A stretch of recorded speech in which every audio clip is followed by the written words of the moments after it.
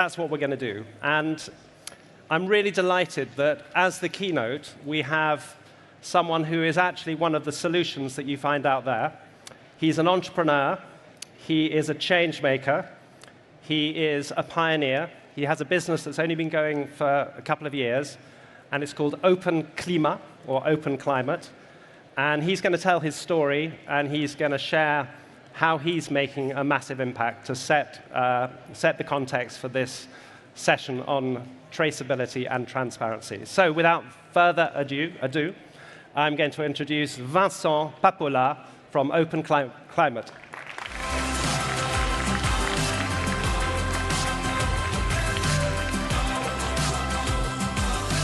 Hi, everyone. Hi, everyone. Thank you, James, for the introduction. I'm very happy to be here talking about a subject that means so much to me. Embracing transparency. What is a great day. What a great start of the day for all of us. As James introduced, I am the CEO and co-founder of OpenClimat. This is a... Sorry. Obviously, it doesn't work. Anyway, I just asked the technical stuff. OK. Hi, technical. It doesn't work. OK. So OpenClimat is an open information platform on which you can find information on companies' climate action. It is accessible to everyone, so that everyone can go and look for companies, what is carbon footprint, does it have reduction targets, where it stands today in terms of results, and what is the action plan to go further.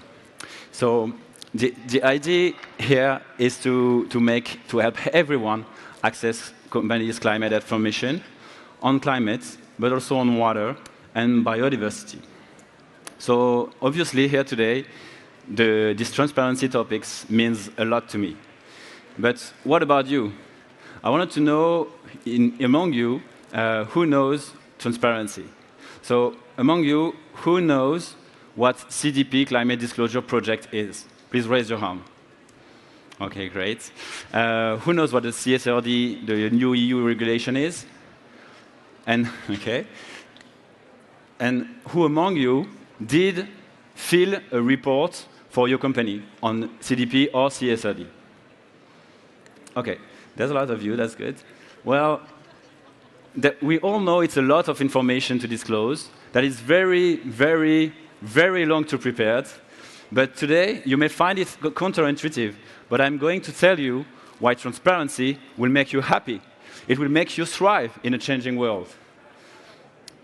Did you ever wonder why, when there is a change in regulation with mandatory disclosure, some companies are so panicked, why some others seem so prepared?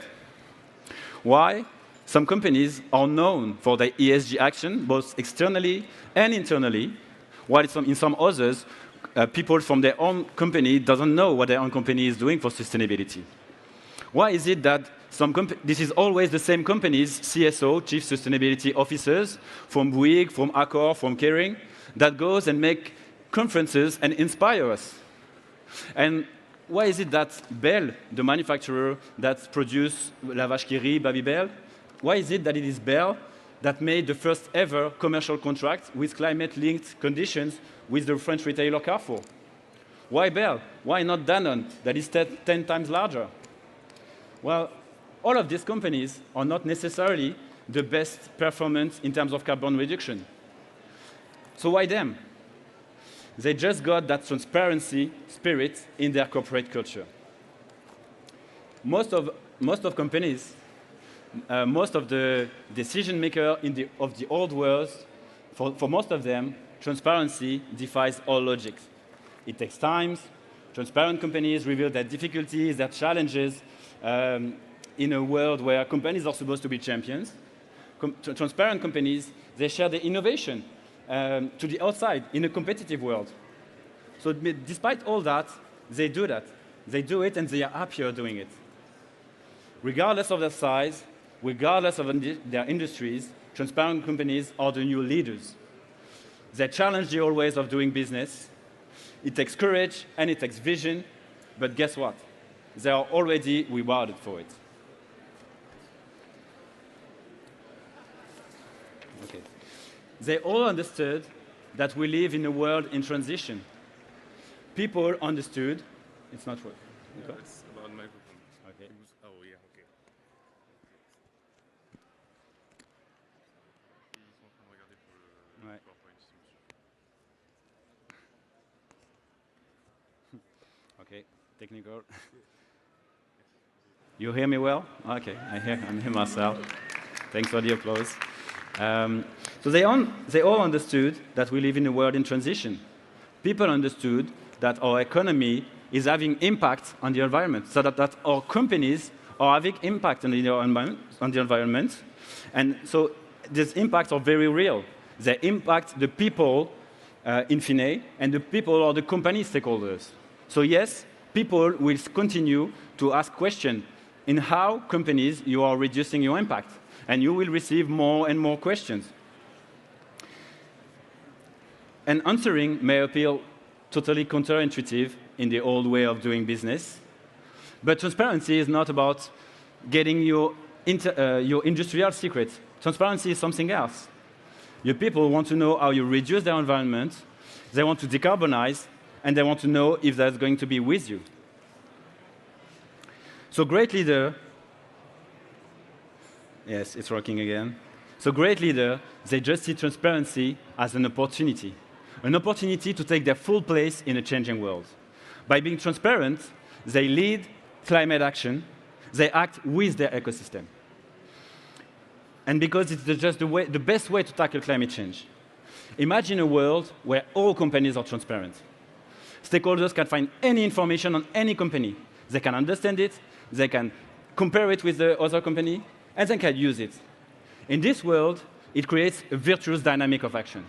All this empowerment of the citizens, on the B2B clients, on the talents, it creates a virtuous dynamic of action. In such a world, companies share how they reduce emissions.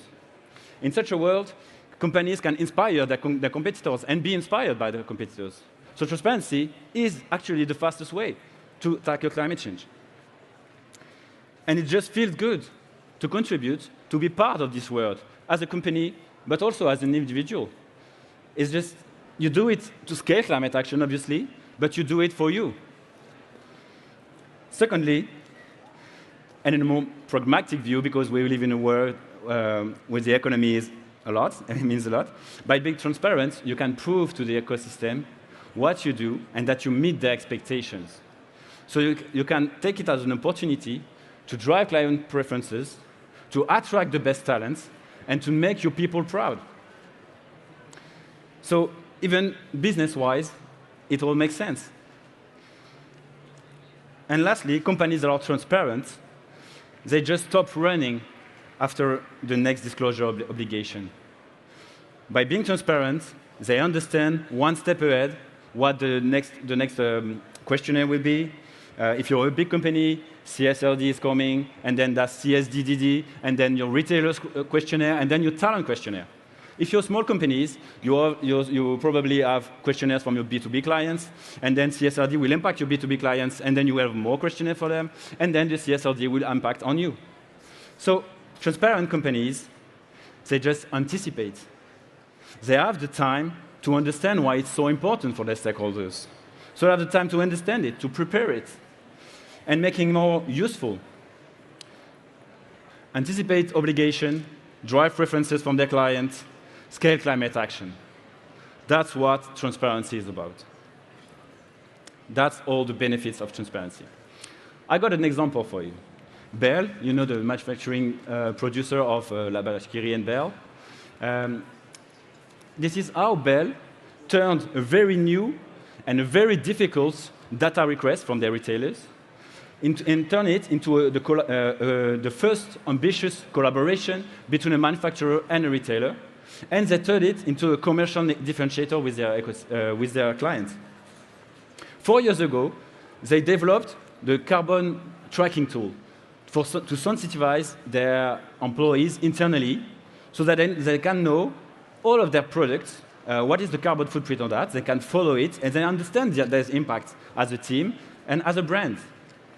Thanks to that, 4 years later, retailers start to be aware of climate change, and they start sending questionnaires in order to get data from their manufacturer, because the carbon of Bell, when sold by the retailers, becomes the carbon of the retailer. And so when that trend comes, Bell are just prepared. They have all it takes to answer the needs of their retailers. Sorry. Okay, and so they are the first that can address the expectations of the retailer. They are ahead of Danone, they are ahead of Nestlé, they are ahead of Unilever, and they're only a €3 billion turnover company. So, thanks to this culture of transparency, they are ready for every reporting. They turned that into a very ambitious collaboration to scale climate action, and they turned that into a commercial agreement that is beneficial for them. And moreover, the word got out, and they are now among the leaders of the decarbonization of their sectors. And it's not all about the resources. It's not all about the climate maturity that you have. There are some good companies that are more performant than Bell in terms of carbon reduction, but that are less known. There are examples where good companies in terms of impact are penalized by their lack of transparency. The example of Danone. Danone is a €30 billion company, 10 times larger than Bell. In 2021, Oxfam, the NGO, published a report comparing the climate action of all companies from the CAC 40, the 40 largest companies in France. In this report, Danone happens to be not well ranked in this report. At the time, 2021, Danone is AAA rated on CDP for 5 years. They are one of the first to achieve their peak emissions in 2019, and since then, since that moment, they reduce at fast speed their carbon emission. So how come Danone ended up so poorly ranked? In the same, just near to Air France, the airplane company. So transparency. Sorry. So because it was. If you expect all your stakeholders to go and see your annual reports, compare it of all companies, and get the right information, you're not transparent. And because here, it was with an NGO, but it could happen with talent ranking, it could happen with retailers, and that would be a shame for Danone. Transparency is a fantastic opportunity, but it's also a mindset, a culture. Bell could have said to their employees, "Oh no, it's expensive, and we don't have the time to develop this carbon tracking tool. Just go and look to our annual reports and follow our impact." Well, they didn't, and now they turned a reporting ask for their retailers into a fantastic collaboration, into a commercial contract that is benefiting for them. So, because they were the best position, they are transparent, they are the best position to address the expectations of their ecosystem. They were ready for when the retailers were ready. Time made it happen, and guess what? It's accelerating and at an exponential rate. And it's not me. The best part is not me. It's not my opinion. It's what the science says. It's in the holy book, the IPCC report from 2017. In the IPCC report, Global Warming of 1.5, you start to see the so-called shared socioeconomic pathways. So the experts said, okay, temperature rises, and the ecosystem will change, it will react. And they modelized this reaction with very precise forecast of socioeconomic changes. So for companies, it creates a lot of changes in their environment. So this is the environment of companies. There are physical risks, the outside world, impacted by climate change, but you also see finance, regulation, competition and new technologies, and the change of behavior of your clients, of your talents. This is the change that will impact companies with temperature rising. But reading the shared socioeconomic pathways, you can see how these changes will evolve. In 2017, we also saw some physical changes. We saw some finance with CDP starting in 2015, and regulation coming.